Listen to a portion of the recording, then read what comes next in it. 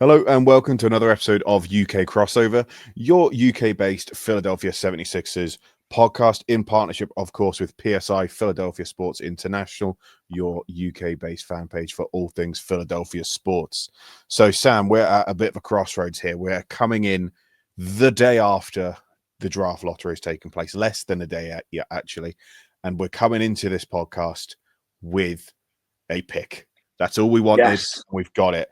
And it wouldn't be the Philadelphia 76ers if it didn't happen in the most unnecessarily dramatic way possible. So would I be right in thinking you got in a bit late because NBA League Pass, in all its brilliance, you sort of struggled to figure out how to get onto it. So you sort of saw from picks 6 onwards? Correct, yes. So I missed the drama from our Philadelphia own Kevin Nagandi making the mistake, I believe. What was it he said? We don't have the pick or something. So it got to about picks 8 or 9, and it said, yep, so that means the Philadelphia 76ers do not have the pick. You see Jared McCain's face drop because this is obviously going on to the stage. And I think you also get a quick cutaway to Nurse, Maury, Brand. And I think more so Maury and Brand, because you know that this is really on them. And I was going full that meltdown. I was like, this can't be real. This can't be real. This can't be real. And thankfully, they were just like, actually, hang on, guys, we've made a mistake. And heart palpitations. My sort of my heart rate still hasn't quite recovered since then. But thankfully, we've found ourselves in the top 6. We then find ourselves in the top 4 with the Spurs, the Mavericks, and the Hornets, and that makes us the second favorite behind the Hornets. Then you find out the Hornets are pick number 4, and you're like, oh god, hang on, are we gonna steal the number 1 pick again? And all the maths was in our favor, all the odds were in our favor, and you know what? We can't get too downhearted because pick 3 is a great place to be. Mm-hmm. When you get to that situation, when the Dallas Mavericks had a 1.8% chance of landing the pick, are we going to talk conspiracies already? Yeah, we can quickly get out of the way. I think there's a definite. I think for all 3 teams though, like there's 3 big market teams that have sneaked into the top 3, and it's just like let's just equally spread them out. Like each of these teams, if they happen to get a good player to go alongside their existing good players, they could be legit playoff teams next season. And they will happen to get a player, and which will probably play a big part in them making the playoffs next season. So I think it was a little bit conspiracy. I think the top 3 is definitely a conspiracy. I don't know if the order of it was, but I think us, obviously the 2 big teams in Texas getting where it's a big media base, and then Philadelphia another big media. I think that was a bit of a conspiracy. It does seem weird how the Hornets and the Wizards have been awful for the longest amount of time. Never get any luck. If I was them, I'd be fuming. I must admit, because what we've done, and I compared it in my article a bit to what happened with the Spurs when David Robinson got injured. It's like good players got injured. We then did terribly, and we've got a good pick. The Mavs, good players got injured. They still got a good squad. They get the pick. The Spurs, exactly the same, really. So basically, all the teams that are actually on paper still pretty good got the good picks, and all the teams that are still absolutely terrible and don't have really many good players that needed the picks didn't get them. So I do feel sorry for those teams because, I mean, you can't really dislike the Wizards or the Hornets because you're just so ambivalent to them. But yeah, I do feel like if I was them, I'd feel very hard done by. And it does seem to raise the question: why isn't this draw, the ping pong balls? Why aren't they just drawn out in front of everyone? But that's a conversation for another day because ultimately we have benefited. But we found ourselves in a situation where I feel like if we had the number 1 pick, it's obvious what we're doing. If we had the number 2 pick, it's obvious what we're doing. And I even think if we had the number 4 and number 5 pick, and probably everywhere beyond that, and the 6th pick, it's obvious what we do. The number 3 pick is such an interesting spot to be in because we've been, and the pun is intended here, we've been dealt an ace, and we've got to figure out if we want to stick or twist. So I guess the race is the first question. Ace Bailey on all those draft boards. It is him at number 3. I can't see Harper dropping. I mean, there's something we'll discuss momentarily, but assuming it's Ace Bailey, we'll start with him. Is that someone you want the Sixers to pick up with this pick, first and foremost? Yeah, absolutely. I've been singing his praises all sort of since since March Madness really, because I went into March Madness going, okay, we're not going to see either of the either of those guys, Harper as well, Mm, because they didn't make it, and there was no one that really stood out on the wing for me that made me go, I want to pick them up as a wing player. So I really want a wing player. I know VJ can kind of play there, and I know you get what I'm saying, but like Ace just seemed like the perfect player, even though I've now found out his height isn't necessarily true. So I've got yeah. a little reservations. But before that, I was all in on it because of all of the stuff that you could kind of say that was good about him, right? You know, all his highlights, you saw him pull up and shoot, you saw him with his athleticism, you saw that he can be, used in different ways, popping, screen and, he just seems like he's got a bit about him, and we need that athleticism. Can't say, and we need that height, length, quickness that he can provide. So yeah, Mm. I'm all in on it. How about you? Yeah, you know what? I feel like with this one, it's hard to say no because I can see in 5 years' time him being like all star, and then we'll be sat there thinking, oh goodness, we should have just taken him. So his ceiling is through the roof. He's there's no limit as far as I'm concerned. But I'm worried about that floor. So perhaps do we be a bit more conservative and say, let's just get someone who's a safe pair of hands who we know is going to slot in immediately and do a good job? Or do we really work with this guy and try to get the best out of him? Because you've got a bit of a halfway house with the Sixers. You've got to try and have someone that fits in with the old heads, George and Embiid. But then you've got to find someone who simultaneously will complement the newer young guys, your McCains, your Maxis, and the Edwards of the world going forward. And he absolutely does both of those on paper. So I'm absolutely behind the pick if that's the way we want to go. And you can say what you like about Daryl Morey is that he's done a lot wrong with this team, but he's done a lot right when it comes to the draft. Maxime McCain, Isaiah Joe, and that's all with pretty low picks as picks go. Imagine what he can do with a top 3 pick, and therefore, if he goes Bailey, I'm absolutely behind it. And you talked about the fundamentals: 7 foot wingspan, 8'11" standing reach. Yeah, he's 6'7" without shoes. I know some people said he was 6'10". He's 6'7" without shoes. With shoes, 6'8", 6'9". 3-level scorer. The only thing I'm worried about is his shot diet. From what I've seen and what people have been discussing, I won't pretend I've watched loads of Rutgers. I've now done my best over the last week to just to familiarize myself with some of these players. So And, I've noticed that the shots he's making are so good and so difficult, but you're going to be up against harder defenses than what you're going against in college. So that is my concern. It's okay. If you're not going to get those fadeaway pull-up jumpers, are you going to be able to drive to the rim? And an alarming stat I saw is that in terms of his ability to drive to the rim, he's getting to the rim in the half court at about 15% of the time, which compared to the rest of the draft class is one of the worst. His conversion rate when he gets there is actually pretty good, but getting there, he's really struggling. And I think that could be to do with that wiry frame. So we might need to pad him out a bit. But that's all there, making sure the shot's a bit more solid, making sure that we can just get him in the gym a bit more. That's probably one of the easier things you can do when you're developing a player. So I'm all for rolling that dice. But he seems like he's really divided the fans already. It didn't feel like it seemed that we got number 3 pick, and you had people saying, "Yep, Bailey, get him in." Bailey, absolutely not. I mean, this is just going to be vintage Philadelphia, isn't it? Just a division already about who we're going to draft. I think so. Yeah, from what I've seen already and listening to the radio and even PHLY, and I will be listening out a week on PHLY because Kevin DeGandhi goes on there as a guest, and I hope he. I've seen a bit of banter with him with Maury and that after getting it wrong about us losing our pick, but yeah, it will be interesting to see what the conversation is. But at the moment, it has been very much a case of. I think the consensus is people are agreeing that it should be, and I think this is where me and you are going to land. It's going to be VJ or it's going to be Ace. I think because of their athleticism, because of how they can play, and you can argue VJ maybe a little bit more sort of rounded than Ace, but obviously, like you say, with Ace, I think that we agree we need a wing, like a small forward of some sort, who's quick, fast, and does all the stuff that unfortunately Paul George can't do as much, and obviously MB can't do as much these days. And definitely more than what Eric Gordon could offer.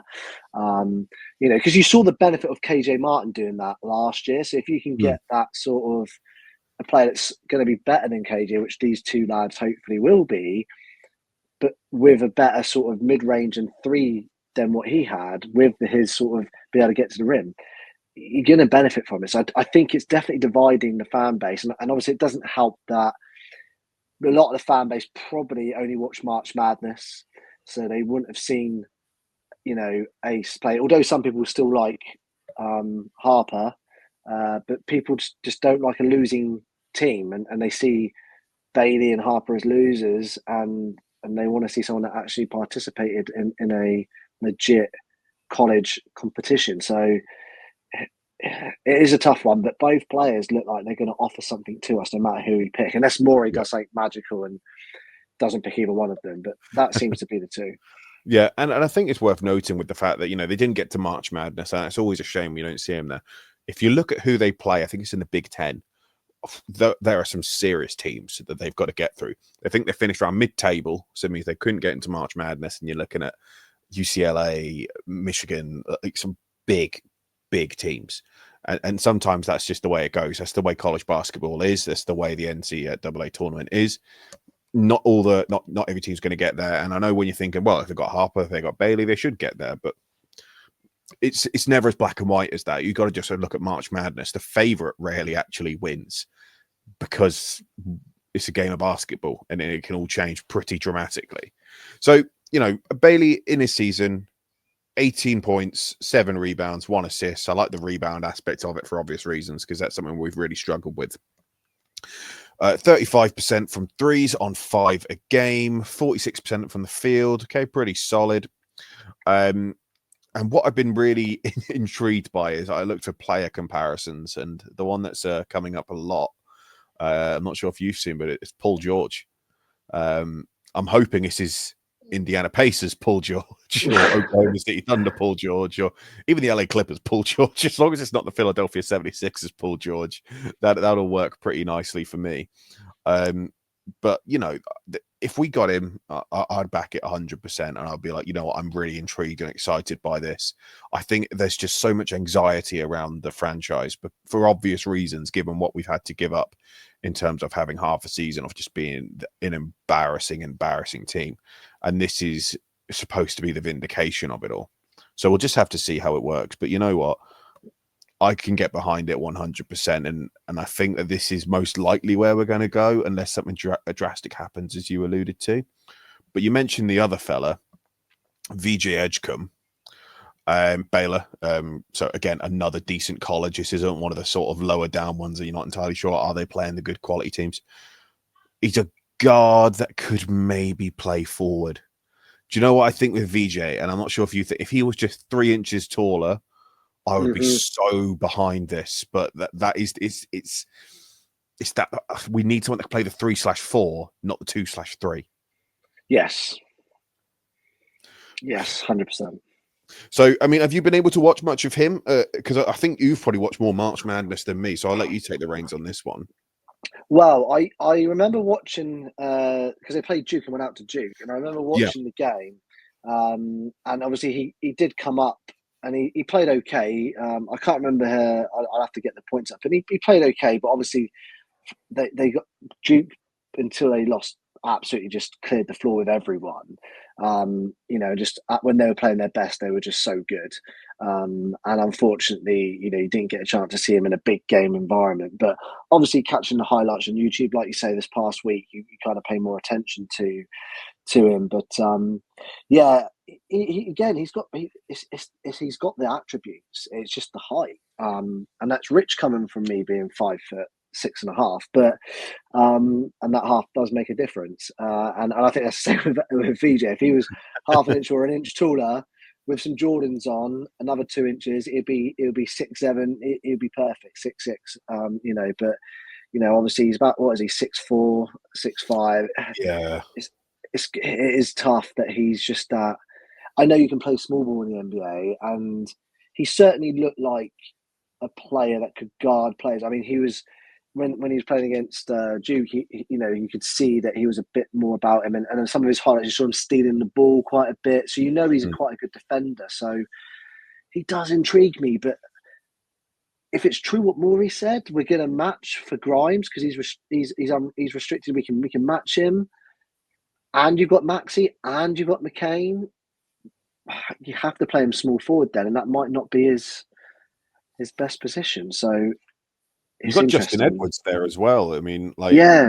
we might just be like, well, we kind of got what we want in that respect, so maybe we might just opt elsewhere. I mean, you're absolutely right with Edgecombe. I feel like it feels harsh to get so pernickety on his height, but there is something psychological about if he just had that 6'7", 6'8" region, then I could sleep a lot easier with this. But what was really intriguing again is his comparisons. Because his comparisons were firstly Vince Carter, which I was like, wow. I mean, that's pretty impressive. I mean, the athleticism, I think, more so in the explosiveness. And then the other one was Victor Oladipo, who for a time was a brilliant 3-and-D guard. But I think with Edgecombe, and it's the same with Bailey, is that they're raw. They're both 18. They're both incredibly young. Bailey doesn't turn 19 until August. But Edgecombe is still incredibly young. There's a lot of development to be done. His shot required a lot of development this season alone, which suggests that if we still haven't got quite where we needed to be for the shooting, he might not even be able to make a playoff rotation. And this sort of makes you wonder: is there maybe a bit of a safer bet that could be had with Bailey because he can do a bit more than what the vast majority of our current roster can do by virtue of the fact that he is a tall scorer and no one else could really do that barring PG. And I feel like VJ's sort of skills, a lot of other players could potentially do quite easily. Not saying that, I'm sure that those players Edgecombe will go and overtake in terms of quality X number of years down the line, but that's not a lot of good to us. So that's probably why, for me personally, I'm leaning more towards Bailey. But this is exactly the same situation that I was in, and we were talking about earlier. If Maury says that we're going to take Edgecombe at 3, I'll I'm just going to back him, and I think because ultimately, what are we going off? We're going off YouTube videos, articles, and highlights of games that we didn't get to watch live. Maury's going off some of the best advice, and he's going off also a really good track record on a really good resume. So you do have to trust him. But will I therefore be right in thinking, if again Bailey or Edgecombe, which one would you go for? I think I want to stick with my guns and stick with Bailey because I've been bigging him up all year. But if we stay at 3, I'd go Bailey. I know we might talk about this in a moment, but should we move around, then maybe VJ. But based on what Maury said on radio today, I think we're sticking at 3. And he seems like now this is the GM thing. He seems like he knows who he wants. So I think he's already got in his head who he's going to pick. Yeah. So I think Bailey, and I think he'll go with analytics, which would point me in the direction of that's where the Sixers will go as well. I do feel more excited by Bailey as well. I do think probably the floor of Edgecombe is a bit higher, but that ceiling of Bailey is a lot higher, and I just think I like that more. We've seen Jabari Smith Jr. a couple years back. He was again that sort of top 3 pick, big forward. He's been good. He's had a good NBA career. Not quite hit heights, and that is something that perhaps lingers in my mind. But if Bailey ends up being a 12, 13 point scorer on a semi-decent efficiency that can be a starting 4 in a decent team, that's fine with me. We don't actually need him to be an all-star caliber player. We need him to be a good role player. And so we don't need to worry too much about, oh God, if he's not the MVP, we failed. Actually, he could just be good at what he does as a 4, and then we're rosy. So it's an exciting time, and I think that's what we need a bit of perspective with, especially some of those fans that are sort of hitting the doomsday button already. It's just calm down. There's a lot of things to be considered, and for once, it does seem like the correct people are at the helm to sort this. So the third and final situation I think we might find ourselves in when it comes to who we may pick at 3 is obviously Dylan Harper is the unanimous number 2. him and Flag are streets ahead of everybody else in this draft class. And it was a shame that we didn't get number 2 as a result, because I think number 2 and Harper would have been a really good fit next to Maxi, given his size, given his ability to basically do everything to a really good standard, be that defending, playmaking, and shooting was pretty solid with. Now, obviously, it looks like San Antonio is going to have that pick. But they've got De'Aaron Fox and they've got Stephon Castle, who's just won Rookie of the Year or is about to win Rookie of the Year, both point guards. So there is a slight chance that San Antonio may just be like, we'll take Bailey instead. I would love Harper. I think that would be a steal if he somehow fell to us. But I don't see that happening, so I'm not going to get myself too hectic. But in terms of fit, in terms of his player profile, I couldn't think of a better point guard to put next to Tyrese Maxey. Yeah, you look at the highlights and stuff, and you're thinking this is a guy that could really do a job. And part of me would like to see if we could explore that, but now I'm hearing rumors about that they could be making a big deal for Giannis and stuff. I'm thinking if they are going to trade it, they're probably going to move it for an established superstar rather than move back for future assets or role players. So I don't want to get my hopes up too much that Morey might try and approach that. And it would put him in a headache situation as well, because then it would devalue McCain or Grimes, because you can't have them two as well as grabbing Harper, because Harper definitely can't play small forward. So it would be interesting, but he said time and time again when he's been interviewed in any podcast or interviews you've heard, we'll take the best player available. And someone asked him and said, if a guard fell to you, would you take the guard? He said, yeah, if the guard's the best player available, I'll take the guard. So it would be interesting to see how that kind of plays out if Harper does somehow land with us. So we'll see. But what's your thoughts? If we draft Harper, who would you then look to move on from? Grimes or McCain? I think you'd have to move on from Grimes. I know Grimes could maybe play the 3, but McCain, I think, is a ready-made 6th man. I just sort of looked at Harper and I was thinking, the amount of times I've come on this podcast and chatted to you and sung the praises and sung my sort of desire to have someone like Caruso or Lonzo next to Maxey. And I feel like with Harper, you've got the scoring in scoring terms, someone who's better than those two, prospectively. Obviously, defensively, not quite there yet, but I think he's got the height. He's got all of those sort of, natural gifts that give them an edge on the defensive end. And ultimately, as brilliant as Tyrese Maxey is, we know one of the things we lack is size in the backcourt. And you could get size as well as an awful lot of talent. And that would fill a really significant void for us. But that is a pipe dream, ultimately. We could try and, do all this mental gymnastics and make it so that Cooper Flag is somehow ending up here. But, I think there is a slightest of chances. But you are right. San Antonio now have some serious ammunition to make a big move for Giannis, who I think he's on his way out. And the Spurs is such a Giannis team. It really, really is. There's something about them that them two seem to just be made for one another. So I think I can see that happening on the horizon, and I don't think he's going to be dropping to the Sixers anytime soon. But it's worth it. It's just worth mentioning, really. So your next set of options are, let's say you don't like your number 3. You don't want Edgecombe. You don't want Bailey.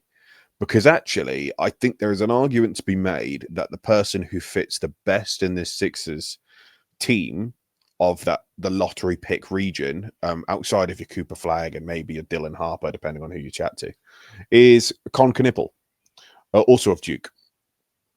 Now, Knippel is projected to go at about 5 or 6.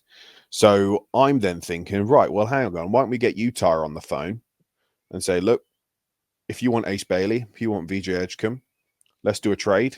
You give us something in return, maybe an extra pick.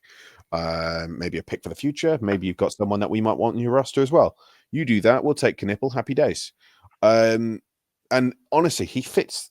This is another one of those blokes where if Bailey maximizes his potential and Knipple maximizes his potential, Bailey is going to be far away ahead of him. Likewise with Edgecombe.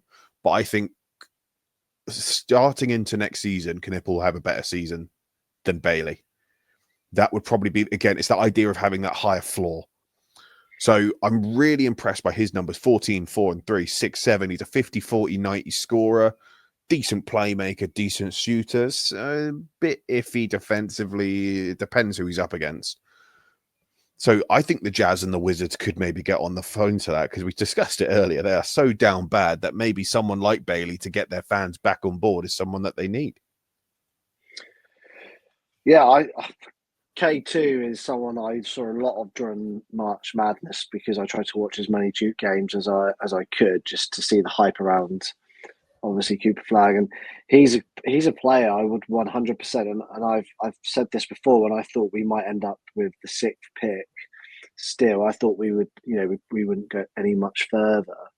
And he's got a bit more about him from a shooting perspective, like you say, and he's got the length. Yeah, he hasn't got the athleticism, but he's someone that could just come in, and he's made some big time shots. He's a three. He's definitely a 3, and kind of dig. I think he can develop into that. He's someone I watched a lot of during March Madness, and I really was impressed with his play, because you think about it, everyone was going towards, and I know they were quite stacked, Duke, but like everyone was going towards Cooper Flag. So when he was being doubled, Cooper was flashing the ball out to him. Now, if Joel does that for him, by all being well, Joel's healthy and he's open, Paul George could be open, or if it's going to be there for him, because Paul George and Maxi are probably going to be guarded when Embiid tries to kick it out. So then you've got this guy here, that could just knock down a 3, no problem. So I would be all in on moving back, and I know they like a white guy in Utah that can ball out. It seems like all their greatest players bar one is like that. Obviously Laurie and Stockton and stuff. So they're more of a sort of well known for picking up these players. But I would love it if we could trade back and get something in return, and help them out, because that could be a player that could cause a bit more sort of excitement in their media market if they got an Ace Bailey or a VJ, if we met and swap with us. And they're going to have more assets to go forward, so it'd help us as well in case we're worried about long term for Joel or Paul George. Yeah, I mean, that's what I was thinking. The Wizards and the Jazz, no matter what, they're going to still suck next year. So they might as well be terrible with someone like Bailey, who they could be absolutely patient with, like guys with Edgecombe, and say, look, it's your team. Do what you need to do. You'll figure it out eventually. Sort of like what Detroit have done with a lot of their young guys. Now, obviously, they've come into full, fruition and looked like a really good young team. But, Cunningham was, he was leading the team, but they were pretty terrible for a while. But they said, it's your team. Just you'll get it figured out eventually, and we'll be patient with you. And maybe that's what arguably Bailey is best suited for, likewise with Edgecombe. Whereas Knipple, I think, if I'm being honest, the best thing I can see for him is being one of those, just a fantastic role player on a good championship team, like 3rd or 4th best player, which isn't something to be, sort of disgruntled at. That is a really good place to be. And I get that solidity really appeals to me. I feel like I've sort of, what you're going to get, and you could slot in immediately. And I think this is also what the beauty of, we talked about, if we just had the 5th pick, it would be so easy, because it's so easy to figure out what we'd be after. We wouldn't get Flag, we wouldn't get Harper, we wouldn't get Bailey, we wouldn't get Edgecombe. Who's left? Knipple. Brilliant. That makes so much sense. So you almost don't want that dilemma, and that's what's intriguing of this, like, trading down. It's going to save us so much. No, I agree. I've just dropped my Coke in shock that we agreed to move back on a draft pick after we've been begging for a top 3 draft pick. You can't please us. No, you can't. But no, you're absolutely spot on. And I know some people might think that it's boring that me and you agree a lot, and but it's absolutely spot on. And I think that's the good thing about what we get to see is me and you look at it from a. I think it's unique with our football team, right? We're used to the sort of disappointment and stuff like that, and we try and look at the long term picture. And I think when you look at players and you kind of go, if you were forced into that, that would be a great situation for us. But now it's down to Maury and if he wants to do that, and I wouldn't be mad at it. And I think again, it's dividing the fan base. I think they'd be the same if you got, depending on what you got out of it, like depending on what you had to give up as well. I think people would do it. So yeah, because no one's really sold on either one, as we discussed earlier. It's just they like the analytics of those two players and what it says on paper, but it's how they're going to develop. Whereas with K2, it's going to be he's going to nail those 3-pointers if he's left open. Yeah, he's as you'd call it, almost just an oven-ready NBA player, and then he'll just keep going up and up and up. And how far he does, it just remains to be seen. So the other situation I had with regards to trading back, so we've got the idea of trading back to 5 or 6. There is another scenario where we trade back to 7, 8, 9. And this is another fictitious one I've put forward. So that would be the Pelicans, the Nets, the Raptors. We could maybe get someone really nice out of that. Maybe a Cam Johnson, maybe a Herb Jones or someone like that. This is all but rather pie in the sky. So I do caveat all of this by saying I know there's a lot of moving pieces for this to work. But say that happens. Then you get with the 7th, 8th, and 9th pick, and someone that, again, I've quite liked is Colin Murray Boyles from University of South Carolina, who has been basically touted as the best wing defender you've got in this class. Fine, his shot might be a bit missing, which is the only thing that's probably meant that he's towards the bottom of the lottery. But he's the best defender, 17 points, 8 rebounds, 2 assists, instant impact, solid NBA player from the offset, and he could be so much more so long as a few things start to go his way. So here's someone I quite like. You could always entertain the idea of maybe a Jeremiah Fears or a Noah Assange from France, who again is someone that I quite like, a wiry sort of power forward, athletic, defensively sound. So those are some other options for us. I think trading back to 7, 8, or 9 is such a risk and won't happen, but it is an option, and hence why we've discussed it. But does any of that sound appealing to you, or does any of that sound just, I could see the logic, but we can't do it? I mean, yeah, I think more. So personally, I probably wouldn't do it.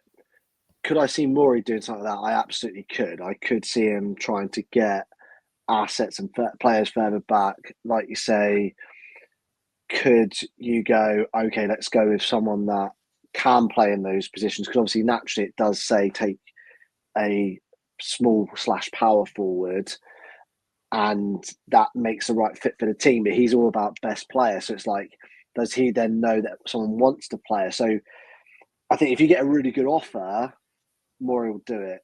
And I think he would. Whereas me, I'd stick to my guns and go, no, we're number 3. We took Embiid 3. That worked out. So we'll do that. We'll take that. And we hopefully have another decent number 3 pick. Yeah. But I could see Maury doing something. If a team came in like that, it was like, we'll give you a future first, swap our first, and we'll give you a role player for the number 3 pick, because we're completely sold on player X, then I could see him doing it. But I don't know if Brooklyn would probably be stupid enough to do it. They seem like a franchise that would be stupid enough to do it. But I'm not sure if the others would. Yeah, I think, someone giving up someone like Herb Jones would make very little sense, because the Pelicans could get playoffs next year, and he's a good playoff player to have. But it's someone I've seen circulating, so it's probably worth chatting about. And like I said, I just did want to give a shout out to Murray Boyles. I think Colin Murray Boyles, I think he's a good little player. Noah Assange, I think, could be a bit of a steal based on where, how he's projecting, the highlights I've seen. I think sort of you got like not Aaron Gordon as such, but Aaron Gordon with a bit less sort of meat on the bones is sort of how I'm looking at him, but defensively, his movement. So, but I feel like anyone who's played in Europe prior to coming here has a bit of edge. Yeah. They're playing, the atmospheres are nuts. They have to mature really quickly. It's a physical game, the European basketball game. So I do feel that they translate really quickly. Not all of them, but for the most part, they translate really quickly. So that'll be an intriguing one to see for sure. But I think he's probably a bit too far down for us, even though I do think he would be a good pick regardless. So a couple of things I did just want to chat about before we'll wrap up is let's go back to the very start of this. We're going to assume Ace Bailey's going to be a Sixer. I mean, it's really fun to speculate, but that's where our money is. And that would therefore mean he's taking up some of the 3/4 minutes. And this is going to have it's quite a significant knock-on effect as to what happens with Gershon Yabusele. And that is probably the only downside to this is now what seemed like a guaranteed let's get him back. It's now no longer the case. And it's not because we don't want him. It's because we got to make that money work, which is really tough. It's a real bitter pill to swallow because you put it in the chat, actually. And I was like, oh, yeah, actually, that's going to be tough seeing him in another team's uniform next year if we don't maybe pull off something pretty special. So what do you think? Is there still a chance he stays as a Sixer? I'm going to recommend everyone to listen to Maury's interviews on Rights to Ricky Sanchez and 97.5, and based on his tone, I think he's very reluctant that we're going to re-sign. They want him. I think he knows the fans love him. We all do. I don't think I've come across any fan at any point during last season, that dissed him or had a problem with how he played. Yeah. I think everyone loved him, and I think it made him even more of a cult hero when he was at an Eagles game. But Maury's kind of like because he's restricted, he can do. It's going to be tougher. He said they generally don't pan out very well, is what his exact words were this morning on the radio. So I don't think he's coming back. I think Maury knows he's going to get a big offer and that's what's going to happen. And it seems like Grimes is going to be re-signed. That's going to take up a lot of our cap. He thinks Gordon and Drummond are going to opt in on their and player Oubre option. as well, by the sound of it. Yeah. And obviously I don't mind about Oubre. Drummond and Gordon, I get it. If I was them, I'd opt in because I didn't have a great season. No one's going to pick me up. And those two is that, and then that's your cap kind of restricted. So I unfortunately do think he's going to go to a different team. But I would love it if he was like, no, stuff it. I'll stay for another year on a cheap contract or whatever. But I don't think he will. I think the only thing he could maybe say will be a bit of dodgy dealings, like Drummond and Gordon are on expirings. You could say something along the lines of, look, sign on this. We're going to get these lot gone next summer. Then we'll give you a good deal. The cap will have increased again. So hopefully we can find some space for him. And you got to hope as well that, the fact that the fans have really taken to him. And I'd like to imagine he's found a home in Philly that he might just want to stick on. But, money talks. And I know we always try to get quite self-righteous and talk about, if I had a city that loved me like that, I would never go. And I'm like, well, hang on, this guy was on $2 million a year and he could get offered upwards of 15 a year. And you try and turn that down. I don't care what, how much love you're getting from a city. I think most people would that's a lot of money. Yeah. Yeah. And you never know, you could your next time you step on the court, you could break your leg.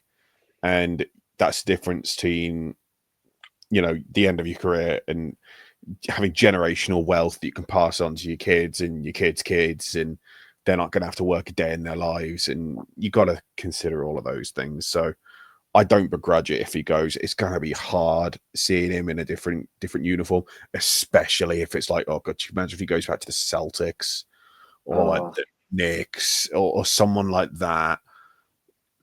It would be nice if he goes out west. Like Golden State. It'd be nice if he goes to Golden State, and that would be like a nice move because we can't hate Golden State. As far as I'm concerned, I think there's too much to like about them. But yeah, I really hope we find a way to pull that one out of the bag. But I think you are right. It's that's the unfortunate sort of rough with the smooth, I guess. You get a great pick, but you're gonna have to lose a great player along the way. So the final thing is the other option is you trade it for a package of some sort. Now, the first thing a lot of Sixers fans did was, great, we got the number 3 pick. Paul George, a couple picks as well, maybe even Jared McCain. Let's send that off to Milwaukee for Giannis Antetokounmpo. Now, what I always find funny with this is that, okay, in isolation, that sounds like a trade that could be entertained, but everyone forgets that you're competing with 29 other teams to create a better trade. Now, off the top of my head, the Spurs can make a better trade, a realistic better trade, and Oklahoma City, with their infinite picks, can make a better trade. Because what are the things that the Milwaukee Bucks do not have right now? It's picks. So what are they going to want more than anything? Picks. They don't want an aging Paul George plus 1 or 2 picks and Jared McCain. They're going to want the absolute house and then some from Oklahoma City. And that might include, Jalen Williams and maybe even like one of them, Isaiah Joe, and maybe another young guy, and then picks. And they can do that. So I think this idea that we can trade away our pick is that's not worth entertaining, is it? No, I don't think we have the facility to do that. I don't. I think cap space as well. You'd have to get someone to take Paul George, who's going to take him. Like you say, I just don't think it's going to happen. It'd be great if we could get a superstar in, because I'd rather just make the most out of Embiid's 2 years, 3 years he's got left max. Even when he comes back healthy, I don't think he's going to be lasting out that 4 or 5 years he's got left on his contract. I think he'll get half of it at best. So, yeah, I'd like to maximise his small window and get a Giannis. Don't get me wrong, but I just don't think it's feasible. Yeah, and I think, going into next year, we talked about the shortcomings of last year, but next year is a new season. There is a lot to look forward to, I think. Who are we going to have from the draft, of course, being the most obvious one. But what's Embiid going to look like? What's Paul George going to look like? I know a lot of us are really hung out on him, but I am really hoping he comes back. And I think we all are deep down. But there's actually there's no reason why he can't bounce back. All we need him to do is just shoot at a good clip. Fine, he's not going to have that same level of explosiveness, but he's still going to be that same creative, clever player. That brain doesn't go. The shooting stroke doesn't go. And he doesn't even need to have that much usage. So I really hope he can come back and prove people wrong, because, I don't, and this is something I did want to sort of chat about, and I think we maybe chat about it briefly before. I know we did on message. It was just about maybe we have been just a touch harsh on him, and I think actually we have chatted about this before, but I just want to reiterate that. But I do kind of hope for his own sake and for our sake, he does come back stronger. Absolutely, and I think, I think as the summer goes on, we can definitely do a pod on that, and maybe get some ramped up views from some of our guys in the group, in the PSI WhatsApp group, and see if there's still a divide as the summer goes on. Because I'm sure there's going to be the famous NBA workouts that the players do, where they're suddenly shooting the Benson and type ones, and Paul George come out and kind of apologise about being misunderstood. I think he got that. I think what did him wrong the most was the fact he didn't realise the Eagles are playing the NFC Championship game and was out on the street driving. That kind of this unself-awareness of, I'm in this sports mad city, my team aren't performing well that I play for, there's a fellow team that is, and even though we know they're not an Eagles fan, we expect you to embrace the other sports and not be that sort of out of touch with reality. Like, even if you're not a big fan of NFL, like, you would know that the NFL is playing a game that weekend. So I think that didn't help his cause either. Yeah, I think you're right. And I think the fact that he's been able to reflect on that, I think the fact that he's now realised, hang on, this isn't your typical city that I play in. This is a city that lives and breathes its sports. And I think he's actually kind of warming to that idea. So, I can't put words in his mouth, obviously, but I do hope he bounces back. Maybe he might want to come on the podcast and discuss this. He loves podcasts. Yeah. Why not? Exactly. This is the one for him. But yeah, that will hopefully hopefully he'll bounce back, and there's so much to look forward to, I think, now with the Sixers. It's, if anyone's watched The Sopranos, there's the quote where it says, just when I thought they were out, they pulled me back in. That is what the Sixers are doing to me right now, and I'm excited. I'm ready to go. And you know what we're going to do? So we'll have all those predictions ready when it gets closer to the draft because things do change. We'll be watching more film, no doubt, and try and figure out what actually have we missed anything? Is there someone completely out of the blue we haven't spoken about? And then we'll await the all-important draft. And actually, we'll forget it as well. We probably need to have a consider who do we want in that second round as well, because we got the 35th pick. It's not a bad place to be. You've got some gems that you can get at 35. So that is something worth considering. I completely forgot about that, but we have the 35th pick. You can get some serious players there. Yeah, absolutely. And I think depending on how these playoffs go, obviously, I know we want to talk about those in another episode, but Tatum's injury, if it's bad, Celtics, what are they going to do? I think there's so much. And the trade, I think free agency like opens up the day before or day after the draft. So, or for restricted or unrestricted, I was hearing this morning. So it's going to be an interesting couple of weeks after seeing how the playoffs plan out and then what teams then do after their exits and how they want to manipulate their team going into the 2025-6 season. So it's not just going to be us teams in the lottery that are looking to do that. Yeah, it's going to be a really interesting time. And thankfully, it looks as if we can start getting optimistic again. Touch wood when I say that. But yeah, thank you so much for that, Sam. So, Sam, where can the people find you? Yeah, UK 76ers WhatsApp group, which I'm sure you're going to go on to in a minute on PSI.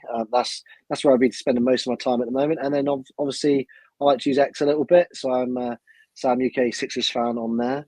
And obviously where you'll find all of these podcasts, which will be YouTube and Spotify. What about yourself, Ben? So I am at UK 76ers on X and indeed on Instagram. Of course, I'm part of the great PSI group, Philadelphia Sports International. So on Twitter, or X rather, and on Instagram, that is at Philly Sports International. Like Sam said, we have a wonderful community. So if you want to join PSI, it's just for £20 for the whole year. What you get out of that is you access all of our WhatsApp groups with so many amazing people. And that is for Phillies, that is for college, that is for Eagles, that is for Sixers, that is for Flyers, that is for everything you need to cover Philly sports to the amount that you want to. So if you don't want to get involved in the Phillies chat, you don't have to. If you want to get involved in just Sixers, you can. If you want to get involved in every single one of them, you can. The choice is yours. How much immersion you want out of that is entirely up to you. We got fantasy leagues coming up soon. So fantasy football. Sam, you're probably more experienced than me.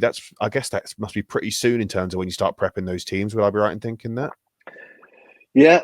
I think they're doing. I've gone for the redraft league. I can't do a long-term fantasy league. It's just too much. But yeah, the redraft ones look pretty good. I think they're going to spread them out. The prizes look awesome as well. But yeah, you'll be normally around August time. You'll be doing the drafts. Everyone does it differently, but I normally do mine in August. We normally do them in August. So you know who's fit for the season and draft away. So yeah, prep starts now if you're really into it. Yeah, I think I may dip a toe into my first ever fantasy football, but this is next level fantasy sports. I always feel that there's a real art to doing fantasy football, fantasy American football, that is. And yeah, I might dip a toe. I might probably be completely out of my depth, but we'll see how we go. We will be doing fantasy basketball this year. Which is always good fun. I have done that before, and I find, but just by the very nature of the fact that there are 5 people on a starting side, makes life a bit easier. Of course, you have a bench, you have reserves, but it makes it really easy to get yourselves involved in. If you want to enter that, of course, you will need to be a member, but by extension, you'll then be able to have access to some brilliant prizes. Should you win those leagues, you'll have access to brilliant prizes if you enter giveaways, competitions. We've already had a signed Brandon Graham jersey go out. I've sent out today a Sixers jersey obtained from the opening night. So you would only have it if you're in the Wells Fargo Center on opening night against the Milwaukee Bucks, or the season's just gone. I've got another shirt. Again, you'll only have it. Sam's wearing it right now. You will only have it if you went to that Sixers game. We've managed to get a massive wad of awesome sports cards for Philadelphia sports teams. So for any giveaway you've got, I will be putting in there random sports cards. So I've got a couple Allen Iverson ones that I unfortunately will have to leave and I can't keep. So those will be going out to some lucky few. And before the 1st of June, we will be doing a Sixers jersey giveaway. So we're going to figure out who we're going to put on the back of that. My hope was that I would do a Cooper Flag jersey giveaway. But that was me being speculative. Maybe I might want to do an Ace Bailey one, but I feel like I don't want to tempt fate. I don't want to do an Ace Bailey jersey giveaway and be like, oh yeah, by the way, we've got VJ Edgecombe. So I might have to do that one later down the line. But by the 1st of June, we will have a giveaway going for a Sixers jersey, figuring out which one, which style, which player. But I guess we can leave that to the lucky winner. But there's so much more you can have as a member of PSI. It's just a fantastic community. And of course, we really appreciate everyone's help and support. It's been a really brilliant couple of months for us on a personal level, and I really hope you've enjoyed using it, and I hope it's something you'll really enjoy using if you're yet to subscribe. We do also have some meetups coming up in the near future at Passyunk Avenue. We have also had some up north in Manchester for the Phillies, so please do keep an eye on things. We don't just have it all London centric, they are up and down the country, so please do keep an eye on that. And as well as that, we do have some trips lined up to go stateside to watch our teams in person, to enjoy the highs and lows of Philadelphia sports right there at the Wells Fargo Center. So that is all from me.